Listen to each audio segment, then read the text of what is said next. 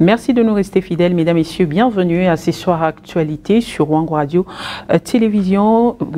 Parlons infrastructure à présent, après cris d'alarme et des détresses des usagers de route du centre-ville commercial. L'Office de voirie et drainage vient d'entamer ce mardi 15 juin 2021 l'opération Zéro Trou qui consiste à boucher les trous sur les artères principales de la ville. Reportage. Déjà très tôt matin, les équipes sont déployées sur les différentes artères de la ville de Kolwezi. Parmi elles, le croisement des avenues Ikuku et Kajama au centre-ville commercial de Kolwezi. Sur place, une équipe de plus de 10 personnes mobilisées pour éliminer et mettre fin aux nids de poules, souvent constatés à ces croisements. Selon le chef de bureau à l'Office de voirie et drainage trouvé sur place, cette opération est la deuxième de la série précédente qui était axée sur les avenues dans le cité et quartier de la ville de Kolwezi. Ils sont en train de boucher les trous. Je crois que les fois passées, vous avez constaté qu'il y avait trop de trous dans la ville de Kolwezi. On avait bouché une partie. Maintenant, ça c'est la deuxième phase qu'on a commencé. La fois passée, on avait commencé sur d'autres axes. Maintenant, présentement, nous sommes en ville.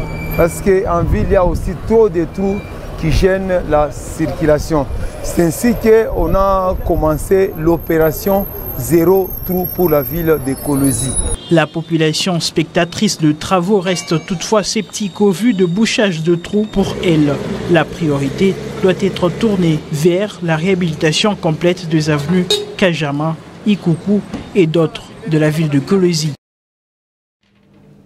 Autre chose dans ce soir actualité, le 15 juin de l'année, l'humanité tout entière célèbre la journée de lutte contre la maltraitance de personnes âgées. À ce sujet, nous avons fait un zoom à l'hospice de vieillards situé dans la commune Manika où les personnes vulnérables devraient avoir une assistance matérielle et financière pour leur survie. Reportage Patient Kabamba. Nous sommes à l'hospice des vieillards situé dans la commune des Malika. Ce centre d'hébergement des personnes de troisième âge regorge à son sein plus ou moins 39 personnes, dont 32 femmes et 7 hommes. Chacun s'est retrouvé à cet endroit à travers diverses circonstances.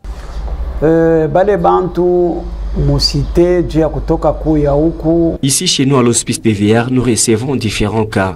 Notamment, il y a ceux-là des fois qui connaissent des problèmes, qui ne savent même pas où passer nuit. Alors en fin de compte, ils viennent se réfugier ici chez nous. D'autres par ailleurs, à cause d'un dispute dans leur famille, avec leurs propres enfants, mais également avec certaines personnes, ils se disent être négligés et ils font recours à l'hospice des vieillards. Et tous ces gens-là, nous les recevons ici chez nous sans difficulté.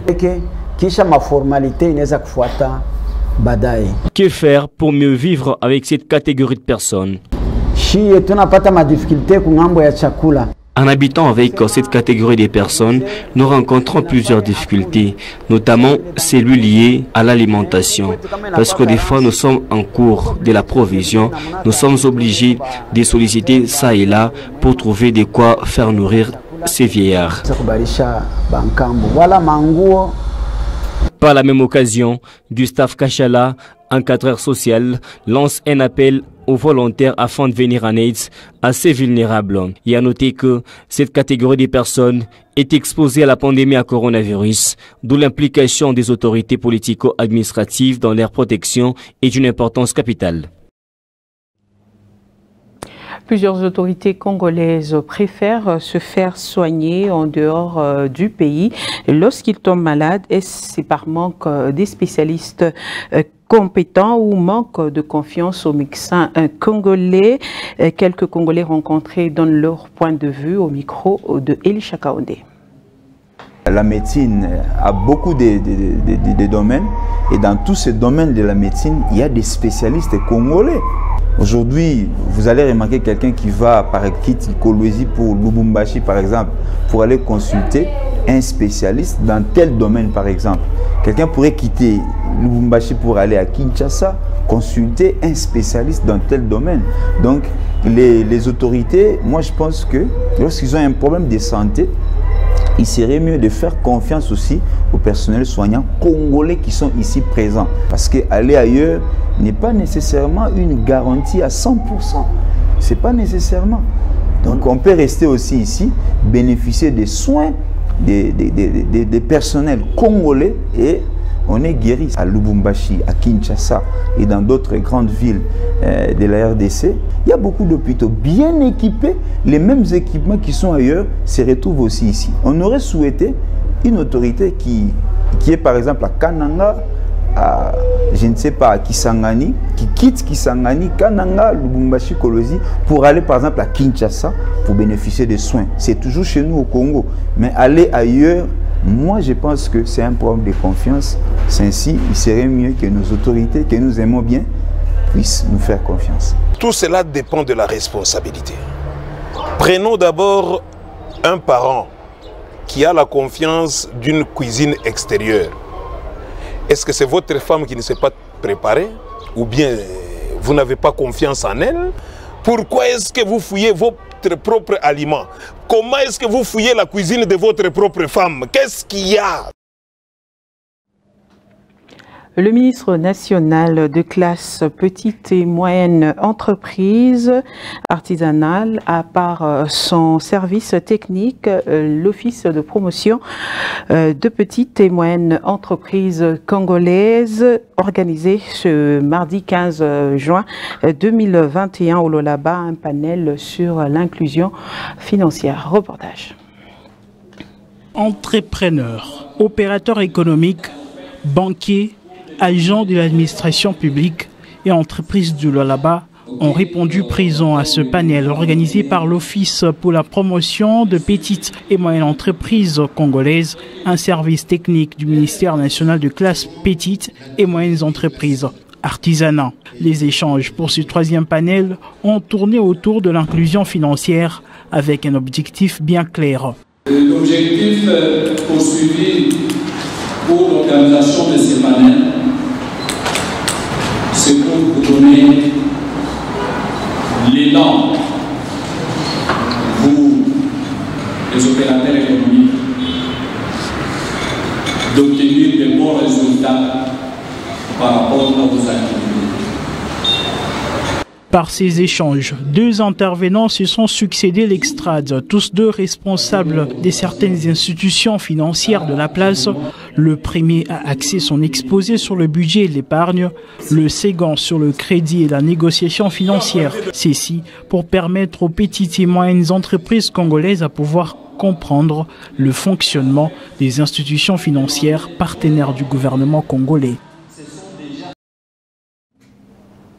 Un protocole d'accord vient d'être signé entre la province du Lualaba et la fondation Bill Melinda Gates. Ce partenariat aura pour objectif de financer la vaccination des enfants dont l'âge varie entre 0 et 5 ans. C'était à l'issue d'une réunion par visioconférence entre la partie gouvernement provincial représentée par Fifi Masuka Saini et la partie Melinda Gates. La province du Lualaba et la fondation Bill et Melinda Gates ont signé un partenariat pour la vaccination des enfants contre plusieurs épidémies. La signature du partenariat entre les deux parties a été faite sur vidéoconférence ce mardi 15 juin 2021. Cet engagement aura pour objectif d'appuyer financièrement les campagnes de vaccination des différentes maladies qui touchent souvent les enfants dont l'âge varie entre 0 et 5 ans. C'est un grand événement aujourd'hui. D'abord, d'entrée de jeu, nous remercions Dieu pour cet événement et remercions la fondation Bill et Melinda Gates qui a voulu, par l'entremise de la signature de ces mémorandums d'entente entre le gouvernement provincial du Lualaba et la fondation Bill et Melinda Gates, de pouvoir faire un don à la province du Lualaba dans le cadre des vaccinations des enfants de 0 à 5 ans. La vaccination qui va dans plusieurs maladies, rougeole, polio, la fièvre jaune, ainsi que les autres vaccinations que la Fondation met toujours à la disposition de certaines provinces dans l'Afrique et dans le monde. Et cette fois-ci, c'est MAU qui vient d'être signé entre la province et la Fondation, nous donne une ligne de financement de plus ou moins 400 000 $ qui va être attribuée à la province du Lualaba pour nous permettre de vacciner beaucoup plus d'enfants. Fifi Masuka Saini a aussi invité le parent à recevoir les prestataires pour que toutes les couches des enfants, qu'ils soient de n'importe quelle confession religieuse, soient protégées. Le chef de l'État, Félix Antoine Tshisekedi, a annoncé ce mardi 15 juin 2021 quelques nouvelles mesures visant à lutter contre la 3e vague de Covid-19 qui se vit au pays depuis les débuts du mois de juin. C'est notamment la fermeture de boîtes de nuit. Le maintien et le renforcement du couvre-feu de 22 h à 4 h du matin.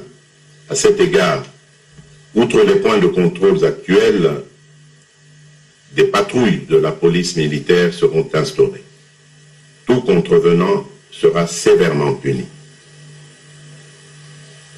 Le port du masque obligatoire ainsi que le strict respect des gestes barrières dont le lavage régulier des mains à l'eau et au savon dans tous les lieux publics et l'utilisation répétée des gels hydroalcooliques.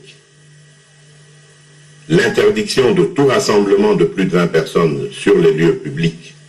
L'entrée dans les marchés publics est subordonnée à la prise de température, au lavage des mains ainsi qu'au port du masque.